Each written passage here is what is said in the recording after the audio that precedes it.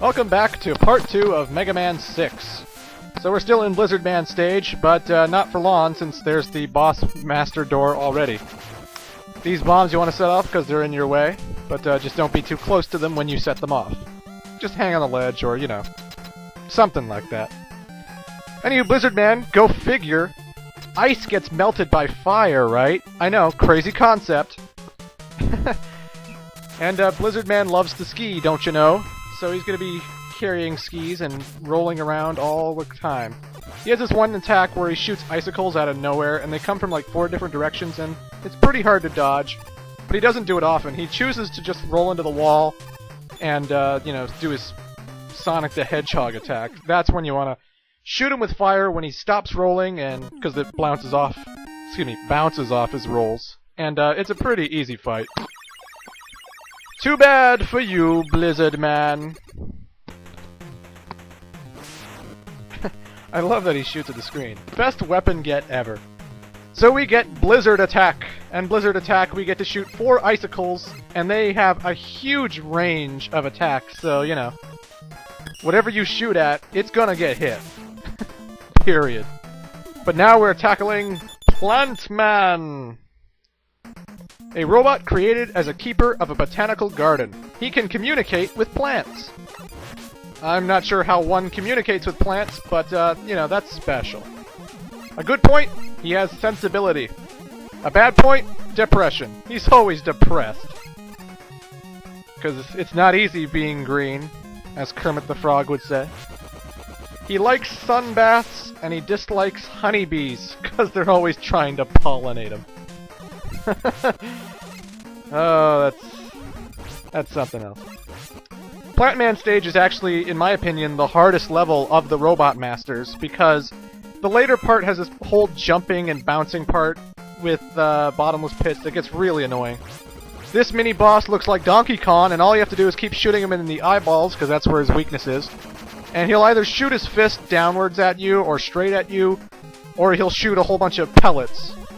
But, you know, you can take him down pretty quickly. These springs, you can bounce higher by holding the jump button, but you don't want to hold the jump button here because there's a lot of spikes. And last we checked, spikes kill you in 1 hit. Not fun. If you need weapon energy, you can use the power adapter to smash through those blocks, but, you know... No, we don't need energy. What... I don't know what ability we'd be wasting so much that we need 2 energy containers, but whatever. This is the hard part. This is where you're gonna die a lot. In fact, I've died here many times. I died there. The point is, these fish come out of the water and they screw up your jump so many times, so never leap. Always look before you leap, basically. These platforms you can shoot open. They don't close on you when you're on it after a while. They just stay open, so that's good, I guess. But you still have to shoot them to open the platforms. And you have to watch out, because fish enemies love to jump out of the water, so, you know, get close to the edge, but don't go until you're sure there's no fish coming out. Because that will be your downfall. It was my downfall the last I played this. I was practicing the level before I recorded it, and I must have died here like 4 times, and I was so, like, humiliated / embarrassed / disgusted with myself, because I couldn't believe how much I was fucking up on this level. It's ridiculous. Anywho, if anyone knows winter, like I do, snow and ice, they tend to, well, kill plants. So, this is an obvious choice for Plant Man. However, Plant Man is one of those shield-type enemies, much like Skull Man, much like Wood Man, you know. These are pretty much standard enemies now for the rest of the series in Mega Man. And Plant Man here, he can only be hit by the Blizzard Attack, which takes a little bit before it shoots. Like, it shoots... You push the button, they stay in the air a little bit, then they move. So you have to do it really quickly after you've jumped over the plant. You can do it twice, like there, but you have to have good timing, because you have to do it before after his invulnerability stops, you know, being invulnerable, and before he starts his new shield. You're gonna be surprised what kind of ability we get from him. A shield! Yeah, the pedals protect you from attacks when you activate it, and, you know, that's good. Rush Jet Adapter is also another thing we get, and my god, it is so useful, it's ridiculous. It's almost too useful, if anything. But now it's time for Tomahawk Man! Yeah, I think they were running out of ideas come number 6. I mean, you know what? We should have an Indian robot, and in his level will be cowboys! It's genius, ain't it? But Tomahawk Man can throw a tomahawk and hit a target from 30 feet away. A good point? He's brave. Nothing scares Tomahawk Man. A bad point? He's exclusive. So I guess he's exclusive to the US or whatever country he was made in. Because again, Mr. X did not make these robot masters. They were created from all over the world by random researchers. So who knows who made Tomahawk Man? Who knows who made any of the others? I don't know what country all these guys are supposed to be from. It might say in the manual, but I don't know. Anywho, he likes horse riding, and he dislikes lies.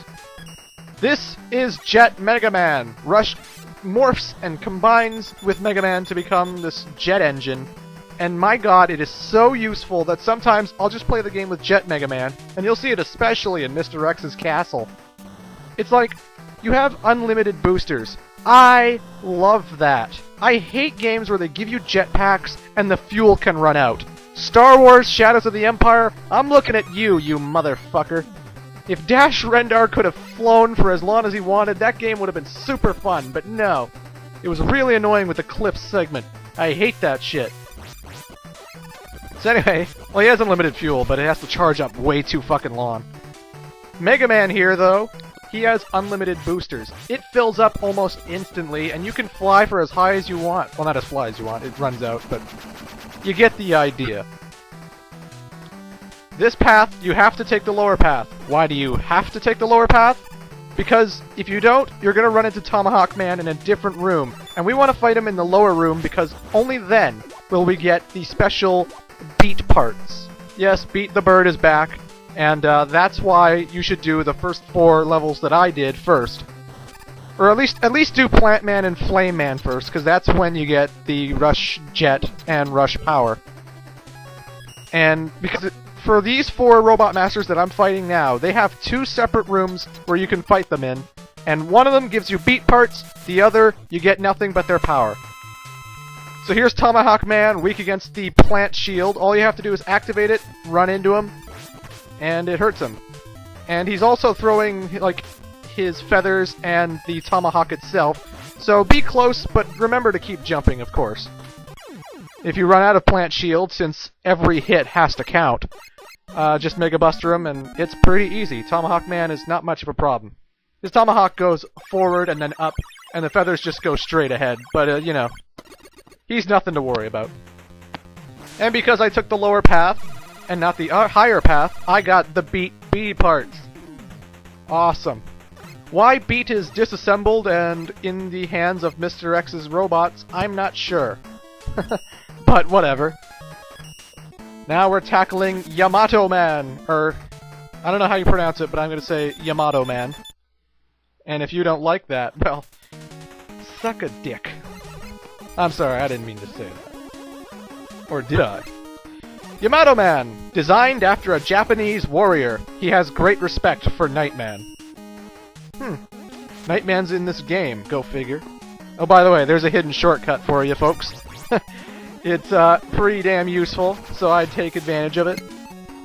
A good point, he's full of virility. A bad point, he's shy. Aw, Yamato Man is shy. He likes Japanese swords, and he dislikes English. He dislikes the English.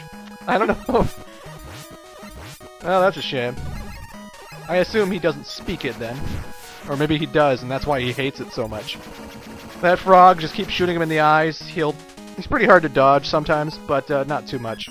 And see, this is the beauty of having Rush Jet and Rush Power. You can never run out of it, right? And it makes getting energy tanks so damn easy. I mean, I'm not going to run out of supplies anytime soon, which is awesome. Though it makes the game rather easy now, doesn't it? Anywho, that's it for part 2. I'll see you in part 3.